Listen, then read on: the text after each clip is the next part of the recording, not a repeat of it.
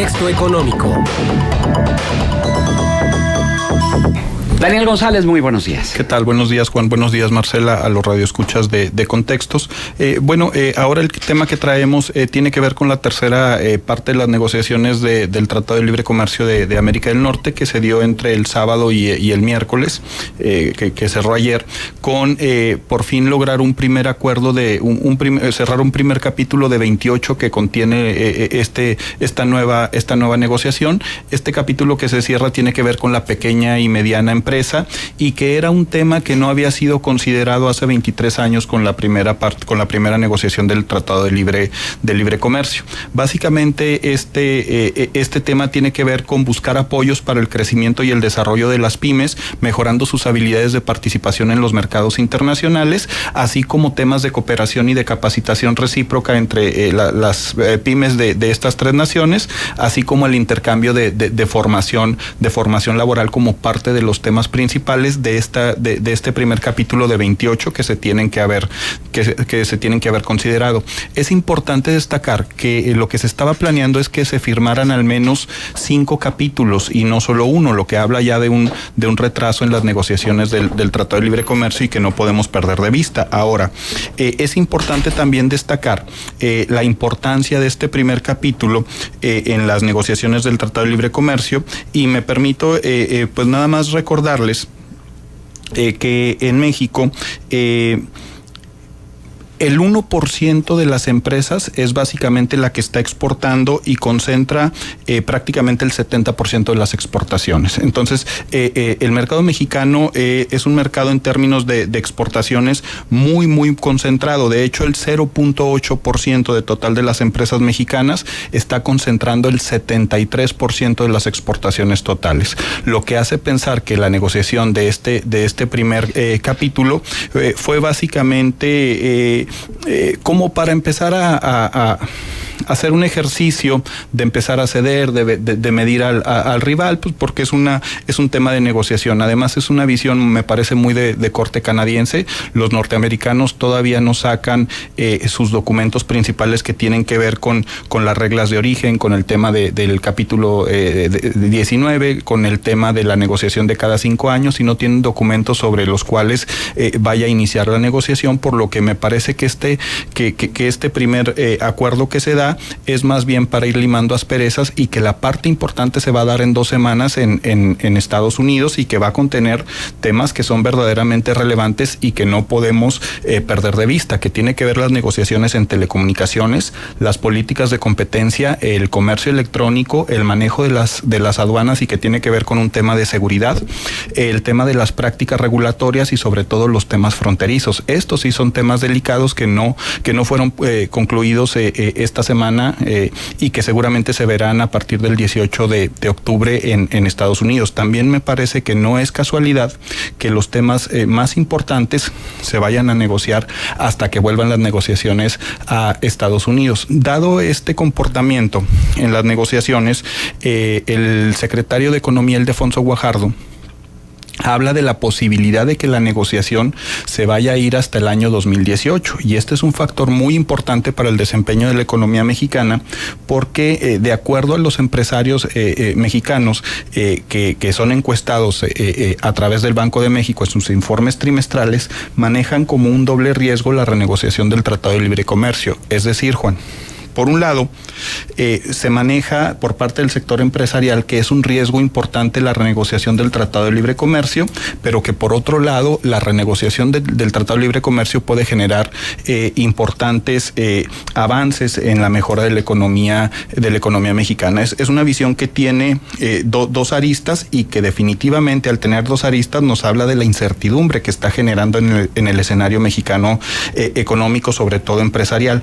Y el otro tema es el de las elecciones y el candidato que va puntero en las elecciones de 2018. Me parece que son los 2 principales temas de incertidumbre que generan en el sector económico mexicano. Porque no hay mucha confianza en Andrés Manuel López Obrador. Así es, ¿no? Y que precisamente la negociación que si es llevada al 2018 va a intercalar estas 2 principales problemáticas, haciéndolas un poquito más delicadas o incrementando el factor de riesgo en la actividad económica mexicana.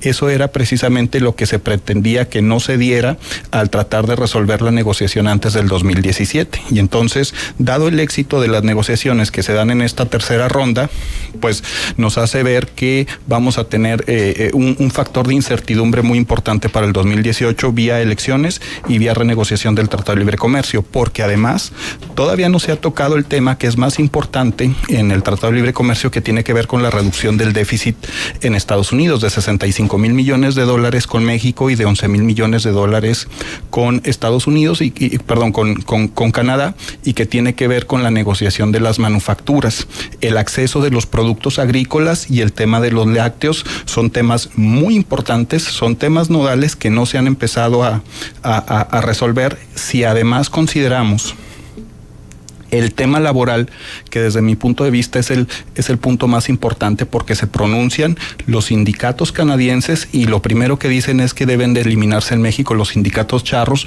para generar verdaderas condiciones de competitividad para el trabajador mexicano. Representantes de la Cámara Baja y de la Cámara Alta del Partido Demócrata en Estados Unidos también hablan de que es un tema que se tiene que resolver, que se tienen que mejorar las condiciones laborales de los trabajadores mexicanos para que estemos en igualdad de circunstancias. El tema aquí es que durante 23 años el modelo de comercio exterior mexicano se ha basado en mano de obra barata. Entonces estamos hablando de que un punto que consideran muy importante canadienses y norteamericanos, pues es un factor de riesgo para la economía mexicana, como lo dice la CONCAMIN en una declaración el día de ayer, ¿no? Que es un tema que ni siquiera se debería estar considerando en las negociaciones del Tratado de Libre Comercio. Y el otro factor que no podemos perder de vista es el capítulo 19 y el tema de la solución de controversias en materias de antidumping y las relaciones estas de tipo compensatorio que generan problemas a la hora de negociar desacuerdos entre exportadores e importadores. Y el último factor que es importante tiene que ver con las reglas de origen y lo platicamos antes de entrar en corte con el tema de los autos, Juan. Las reglas de origen, o por lo menos el tema de las reglas de origen, nos habla, de acuerdo a la consideración de la Organización Mundial de Comercio, que son los criterios necesarios para determinar la procedencia nacional de un producto. ¿Qué está buscando Estados Unidos? Que el 62% del producto manufacturado, específicamente el sector automotriz, sea elaborado en América del Norte y que no vengan piezas, por ejemplo, chinas o de Corea o de Asia o de cualquier otra parte del mundo, de tal manera que esto coadyuve a mejorar el déficit que tiene a América del Norte. Si esto se da, pues seguramente vamos a ver una reducción en la capacidad competitiva de la industria manufacturera mexicana, que generará un impacto importante en la economía, y son temas que, si bien es cierto los está declarando Estados Unidos, todavía no presenta documentos para que inicie la negociación.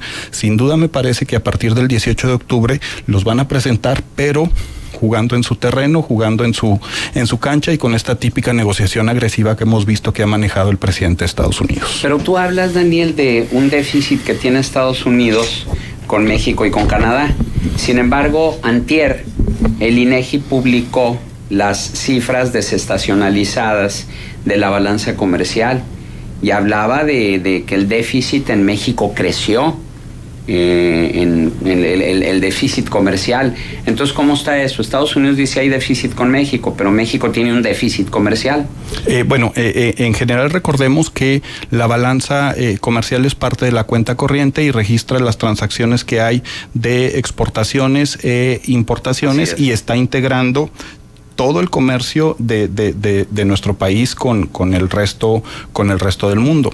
Con Estados Unidos entonces hay superávit, pero con otros países hay déficit. Es donde se maneja el tema del déficit. También es importante destacar que el 85% del comercio exterior en México tiene que ver con la relación de solo 3 países, que es España, que es Estados Unidos y que es Canadá. Estos temas de dependencia son los que tendríamos que estar considerando también en la renegociación del Tratado de Libre Comercio. Bien, y otros 2 factores también no menos importantes son, por un lado, el hecho del exhorto que hizo Estados Unidos a mejorar los salarios en México, porque en comparación con la Unión Americana y con Canadá, pues son muy bajos los sueldos aquí en México. Ese es uno. Y el otro, lo que nos plantearon ayer aquí los ingenieros Mario Valdés Berlanga y Humberto Campillo Ronquillo, productores lecheros, en el sentido de esta exigencia que hizo la FENALeche, la Federación Nacional de la Leche, para que haya condiciones de competitividad equitativas entre los tres países del Tratado de Libre Comercio, porque México está jugando en total desventaja, empezando por lo que vienen a ser los subsidios que Estados Unidos y Canadá dan a sus productores y los raquíticos o en muchos casos nulos subsidios que tienen los productores mexicanos. Entonces coincidimos que los temas verdaderamente nodales de este nuevo acuerdo de libre comercio con América del Norte todavía no se están debatiendo de verdad.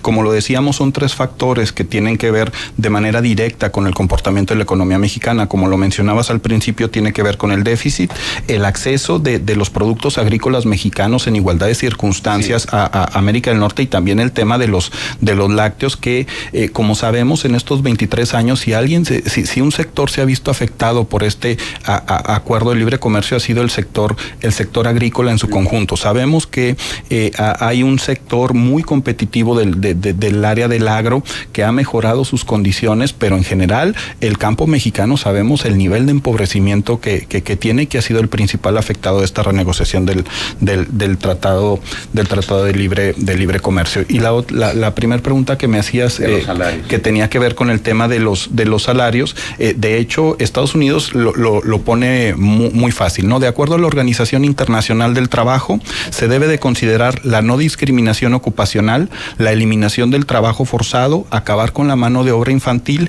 y permitir a las asociaciones la negociación colectiva de los empleados, es decir, que se puedan organizar a través de los sindicatos. Estados Unidos dice, esas reglas no se cumplen en México, y yo le preguntaría a los radioescuchas de contextos si están de acuerdo o no con esta consideración. Creo que todos sabemos que no se están cumpliendo con las reglas de la Organización Internacional del Trabajo y que se tendrían que estar considerando, ¿no? Y que es un tema no menor, pero que es un tema que se ha descuidado no por 23 años en la economía mexicana, sino por los últimos 40 años, y de hecho, ¿no? Analistas hablan de que los salarios en México en estos últimos 15 años han crecido un 9%, mientras que en Brasil el promedio es el incremento del 120%. Ahí las diferencias, ¿no? De quiénes son los ganadores y perdedores en el comercio internacional actualmente. Excelente, pues muy buena la explicación. Daniel, ¿algún punto de contacto? Estoy a sus órdenes en redes sociales como danerto@hotmail.com.